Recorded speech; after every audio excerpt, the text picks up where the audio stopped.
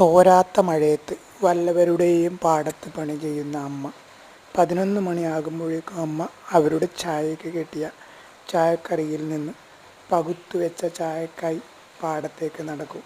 രാവിലെ മുതൽ വൈകുന്നേരം വരെ പണി ചെയ്യുമ്പോൾ പണി ലഘൂകരിക്കാൻ വേണ്ടി നാട്ടിപ്പാട്ടിൻ്റെ വരികൾ ദൂരെ നിന്നേ കേൾക്കാം.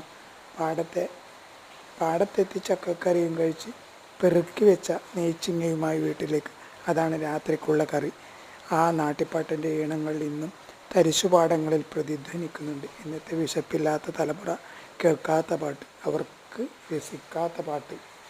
കമ്പല്ലൂർ കോട്ടയിലെ കുഞ്ഞിച്ചന്തു കോറത്തു ചീയെന്ന കുഞ്ഞിച്ചിയെ മംഗലം കഴിഞ്ഞാറു മാസമായില്ലേ, അങ്ങിന്ന് നിന്നാരും വന്നതില്ലേ.